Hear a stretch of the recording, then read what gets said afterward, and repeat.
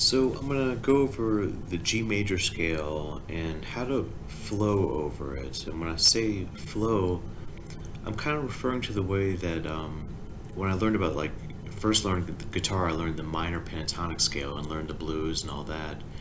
And then I figured out that I could figure out the relative major, and eventually figured out that in the major scale, in the major pentatonic scale, how to get the happy sound. And I figured out how to dance all over that scale over classic songs, Blue Sky, Mountain Jam, Eyes of the World, and I really dance all over that scale as opposed to playing changes.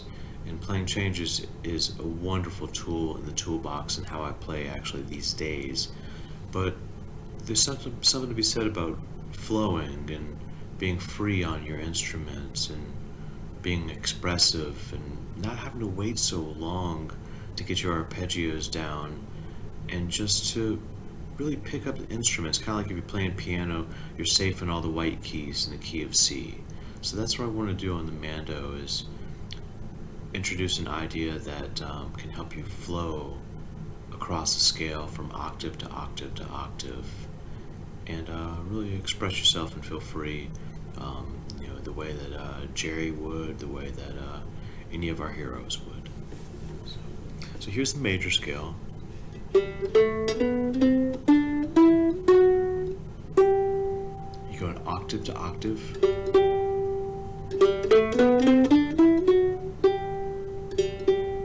And now I'm going to go to the next octaves, which is the 5th fret. The octaves, by the way, are the 5th fret, the 10th fret, and the 15th fret. So hence, tuned to fifths, it's every 5th fret is the octave. Not totally sure about that, but I think that's it. So anyways, you go in from octave to octave and doing the major scale. So from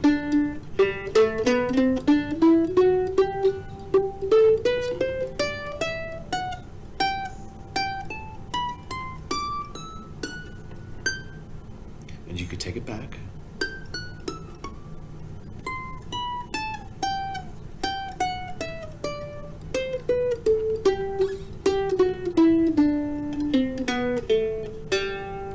And I can even do a little bit slower.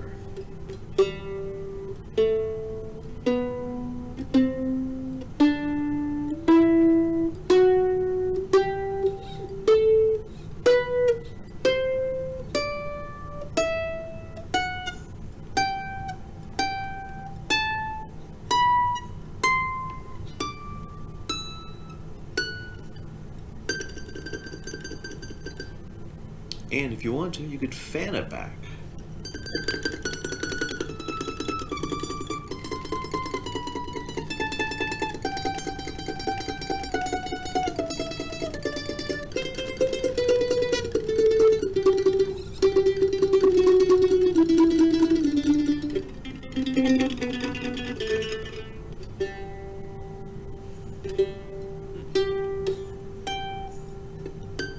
The 5th fret, 10th fret, so there's your octaves. So I want to briefly go to I want to actually go to the major pentatonic scale from there, because I think that's very user friendly. So the way you do that is you skip the 4th note, the 4th degree. So you're going to skip that. And then you're going to skip, I think it's the 7th, I want to say.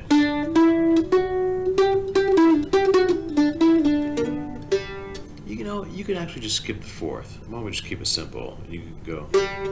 So.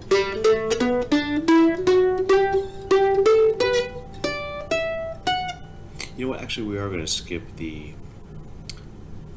this note and this note. So the scale is going to be your major pentatonic scale, which is basically your G run.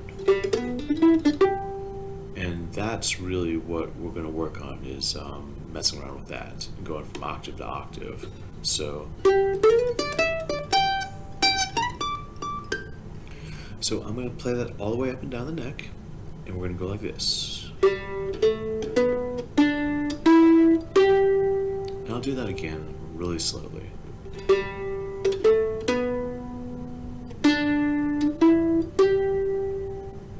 I'll play it backwards.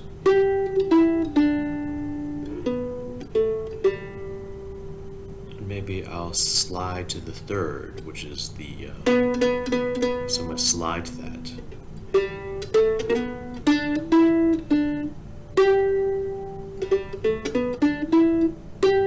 So that's the major pentatonic scale. I'll do it one more time really slow. And now we're going to go to the next octave.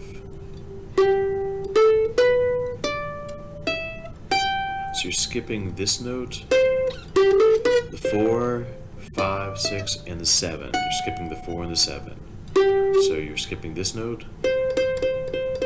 you're skipping this note. So it's the major pentatonic scale is going to sound like. And just to kind of speed this up a little bit, you move the same shape down here. So you could take it back.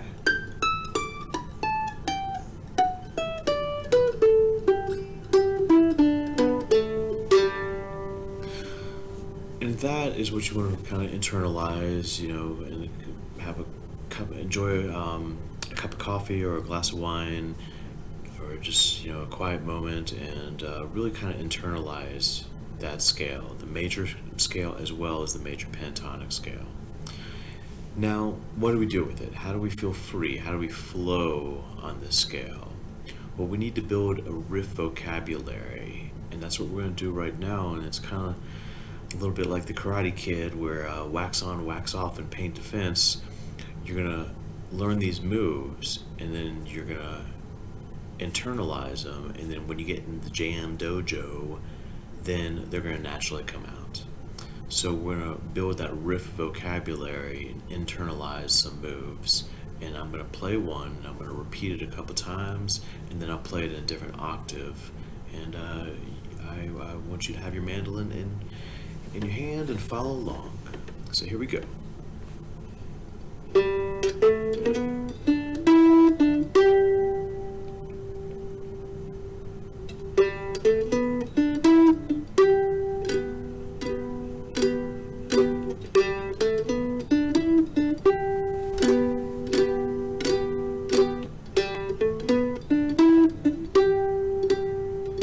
Take it backwards. Add a little something there.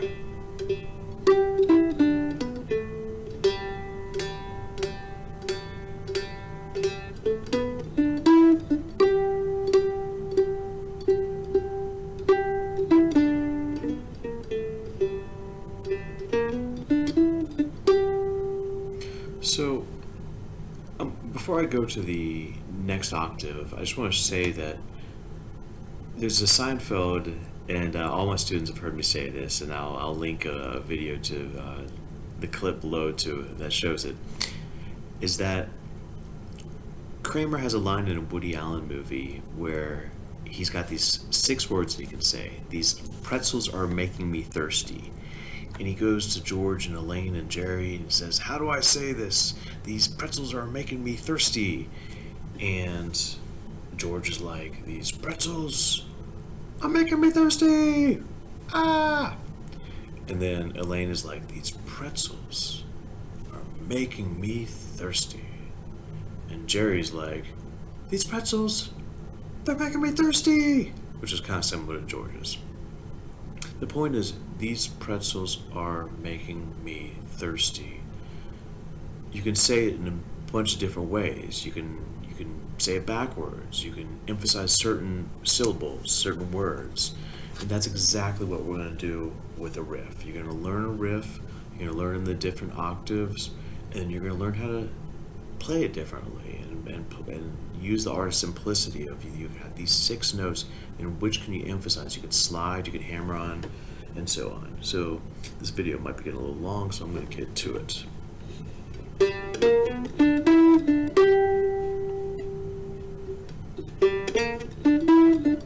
So that was that. So now I'm going to go to the next octave.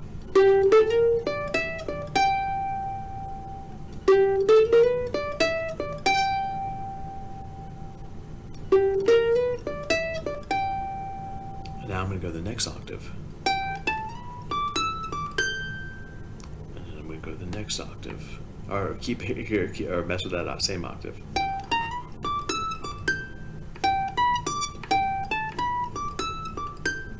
So just messing with that riff right there, which is kind of the G run, and applying these pretzels are making me thirsty. What can we do with that? We can emphasize different notes or notes differently, so let's see what I can come up with.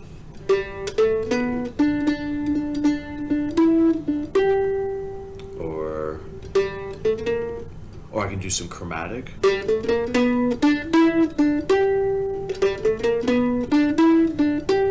I can go slide on the third. Or I can play backwards. Or I can play that note. When I play it backwards, I play it a couple times. And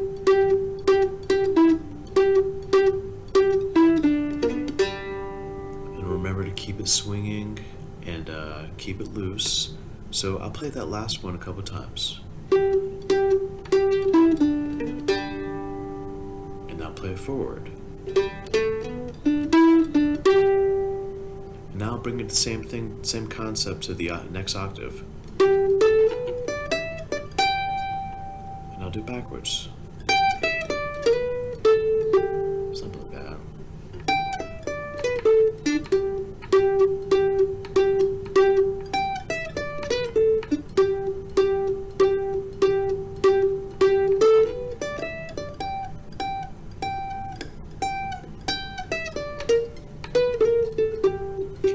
Chromatic. On the third, you can always do a little chromatic to the third. You can put a little grease on it.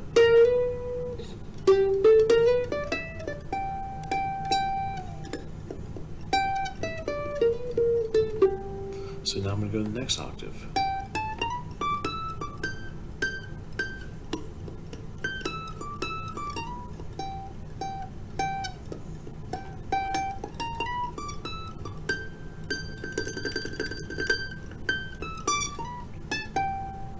So now I'll do that same riff in maybe a different way. These pretzels are making me thirsty again. I'm making this up in the spot, so let's see what I can come up with.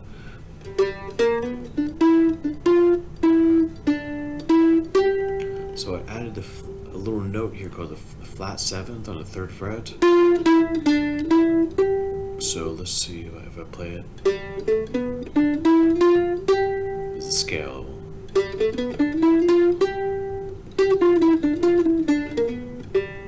So now I'm going to play it really slow.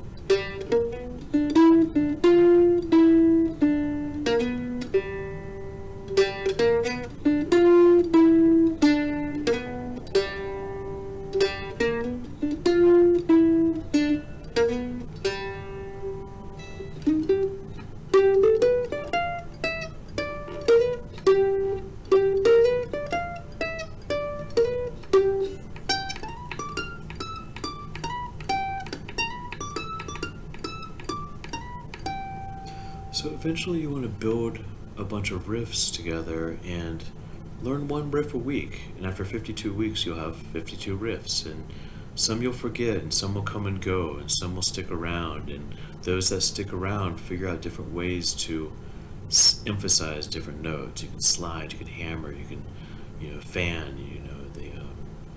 The note's just a plain piece of chicken, but you gotta add some spice to it. So you gotta add some slides and some hammer-ons and some fanning. So now I'm going to improvise and mess around with some concepts that we just discussed. And feel free to copy me, and I'll give you some songs to play along with to really dance all over that scale and flow and feel free on your instrument.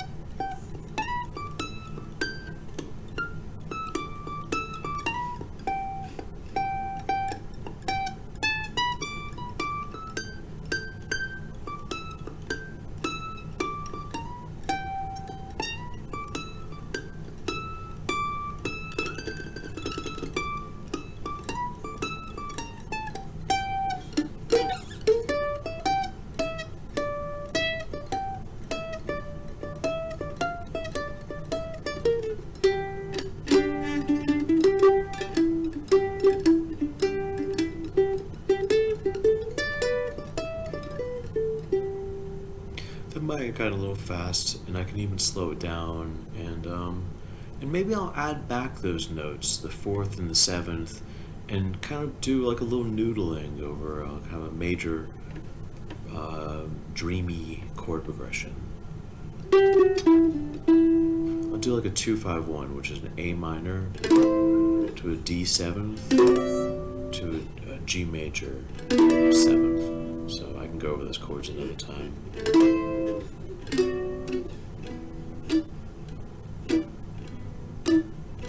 In fact, I'll put a link in the bottom to this so you can jam to this.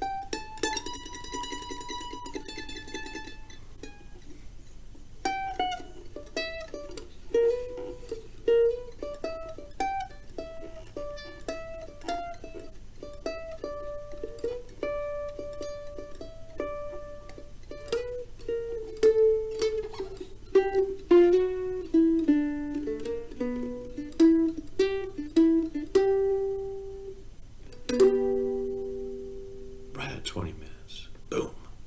I hope that helps.